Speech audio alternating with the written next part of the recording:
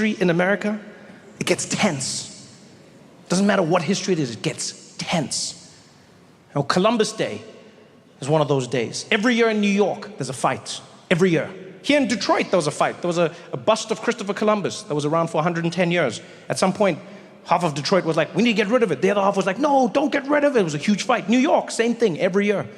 Columbus Day, Indigenous Peoples Day. Columbus Day, Indigenous Peoples Day. Yeah, there was an interview on the news I saw once.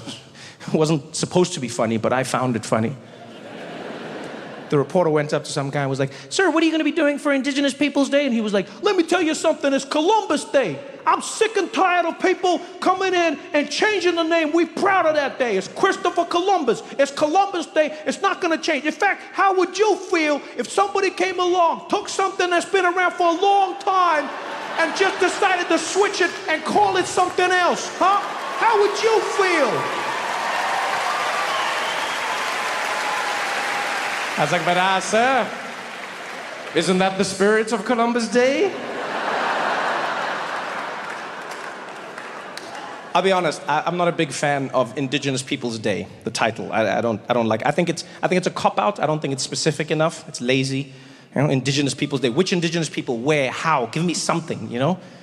You know what I liked about Columbus Day? Is that it was specific. Yeah. It was a specific, inspiring story of a man by the name Christopher Columbus, who believed against all odds that he could sail the wrong way around the world and get to India from the other side. Nobody believed in him. Yeah. He was like, I'm gonna do this. They were like, you can't do it, Chris. And he was like, I'm gonna do it. They're like, you can't do it, Chris. He's like, I'm gonna do it. They're like, you can't do it, Chris. And he raised money. He fought for years. He finally got the ships and he sailed the wrong way around the world and he didn't do it.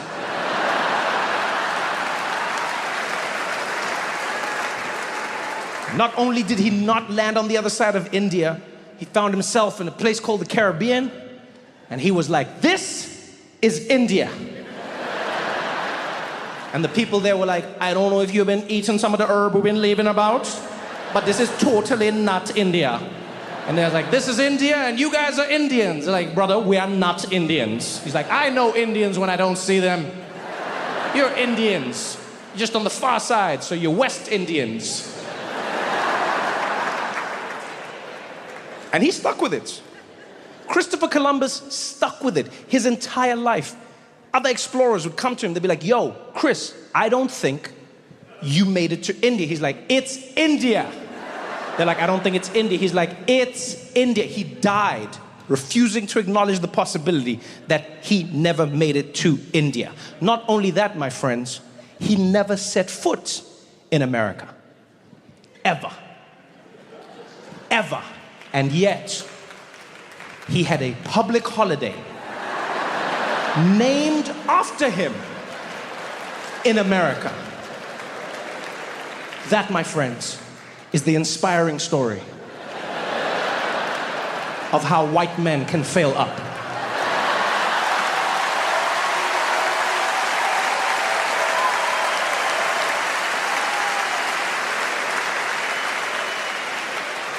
You know how much confidence you have to pull that off? Nobody else. That is white man confidence. Nobody else possesses that level of confidence. Go the wrong way, end up in the wrong place, call the wrong people the wrong name, and be like, I'm right, give me a holiday. No one else can do that. That is the level of confidence we should all aspire to. Is white man levels of confidence. Women couldn't pull that off. You think any woman should be like, I'm gonna sail the wrong way around the earth? They'd be like, burn her, she's a witch. You think people of color could have pulled that off? You think black people could pull that off? Wow, really?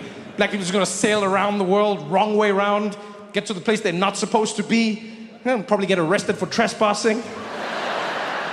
Be like, what are you doing here? Be like, man, my bad, man. I thought I was getting to India, man. My bad, man. I apologize.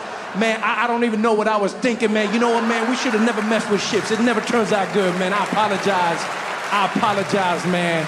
This won't happen again.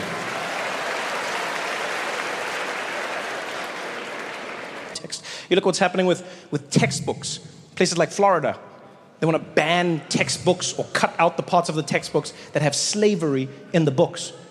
And now parents are fighting. They're like, oh, no, take the slavery out. It's making the kids feel bad. And other parents are like, keep the slavery in. It's teaching the children. And these parents are fighting back and forth. I'm like, why? What you don't need to be fighting about. No one should be fighting about this. Kids don't read textbooks.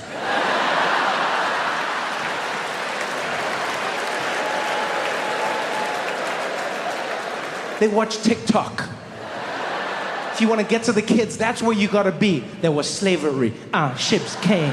Yeah, they...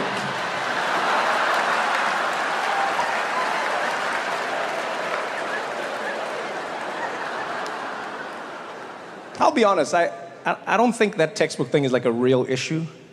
I feel like it's one of those manufactured issues that often happens in America that gets people riled up and gets them fired up, fighting about something that was never an issue to begin with, you know?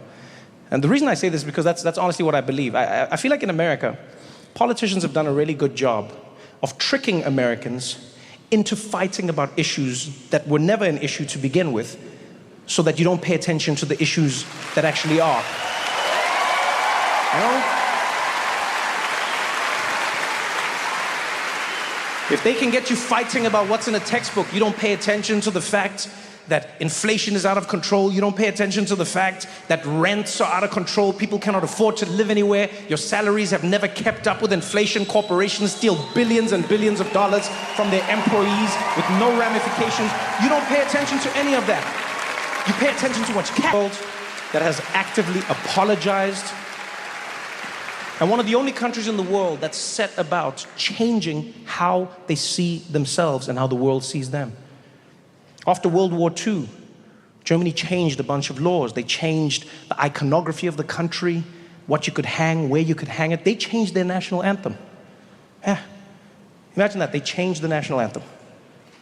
They felt that the national anthem was a nationalist song that the Nazis used to inspire people to think the wrong things, and they changed it. The original song was a song called Deutschland, Deutschland über alles. And you've probably heard it like in old movies or whatever. The song went like, Deutschland, Deutschland, über alles auf der Welt. And translated into English, it means, Germany, Germany, over everything in the world. And clearly they meant it. Yeah, where most anthems are theoretical, Germans are precise. But after World War II, they were like, we can't have that same attitude. And so they changed the anthem. And new lyrics. The new lyrics are, Einigkeit und Rechtsunfreiheit für das deutsche Vaterland. Which translated into English is, unity and rights and freedom for all the people who live in Germany. Which is adorable. It's adorable. I mean, they may as well have made the song, sorry, sorry, we're so sorry. Sorry for what we did. I appreciate that they did it, but I wouldn't have gone that far. No, I'm not gonna lie, I wouldn't have gone that far. I think Über alles is terrible. That's not a good way to think. But you still gotta have a bit of kick in your anthem, you know? Still gotta have like a, you know?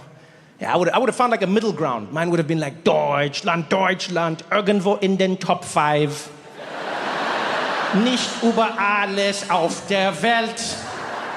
Because we are definitely in the top 5 when you think about it. America's number 1, and then you have Great Britain, and then you have France and Spain, and then we are at number 4. Well, actually, Spain is not better than us, so we are number 4. Number 4 in the... Oh, yeah, but France, their economy is not that strong, so maybe we are number 3 in the world, then you have England above... Oh, wait, Brexit was not a smart idea, so... Maybe we are number 2 and America is number... Oh, their elections are not that stable, so then maybe we are über alles auf der Welt! You know, I love traveling and seeing places whenever I'm in certain cities. And in Berlin, I went out with like a tour group, And I had a great time, but I wish someone had warned me how painful a lot of like Berlin's history is. Because that was basically the headquarters of the Nazi party. So like everything ties back to Hitler. I didn't know this. I thought we were going on like a cute little tour. I ask a lot of questions. I'm curious. This brought the mood down. Yeah, we're out and about. The tour guide was doing his shtick. He was happy as well. He was like, here behind me you can see this is one of the largest airports that was ever built in the world. Yeah, it is a world famous airport here in Berlin, and it is so large that they filmed the Hollywood movie, The Hunger Games, inside this airport. Yeah? Any questions? And I was like, yeah, wow, how old is this thing? He's like, this is almost 100 years old. I'm like, damn, and like, who built it?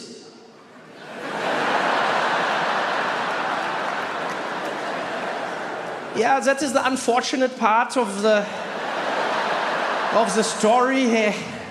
This airport was built by Hitler. I could see I'd messed things up. I tried to bring the mood up. I was like, which Hitler? He's like, which Hitler? Which other Hitler is there? I was like, could be Henry Hitler. Henry Hitler? Who the hell is Henry Hitler? I was like, you don't know Henry Hitler? It didn't work. Like, yo, man. It was tense, but it was good. And what I mean by good is it was nice to be in a place where people don't bury their history. You know? And what I mean by that... What I mean by that is that, like, when you travel through Germany, even if you don't go to museums, you cannot escape the past of both Berlin and what Germany did. You know, there are monuments scattered throughout the city, prominent monuments. They're memorializing what Germany did to millions of Jewish people and millions of other people around the world. You see it, you understand it, they talk about it. You know, they teach their kids about it.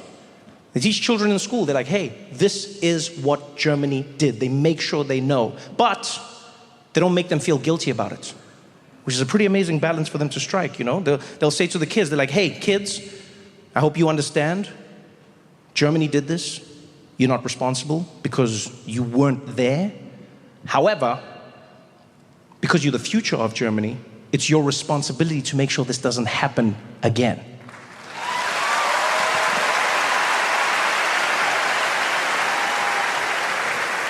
You know what I loved about being in Germany when they were talking about their history is how forthright they are about it. You know, they know it's painful. They know that it's a terrible blight on who they are, but they don't hide from it. Like when I saw them doing this, I was like, man, I wish America did this with history. You know?